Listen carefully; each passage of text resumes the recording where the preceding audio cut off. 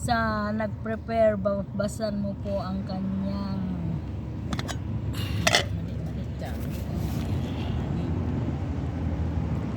Ayan guys, pansit. Sponsored by Madam Roxanne Naji. Ayan siya. Hi sis. Hi sis Laila. Hi sis. Hi Merme. At nandito kaming apat lang guys. Ayan. Ayan guys, pasalamat niya guys sa sa good niya na mga good luck niya. Ayan. Yan, pasalamat niya sa good luck niya na nangyari sa buhay niya. Kaya yan. Ayan, too much blessings kasi guys. Kaya yan. Yeah.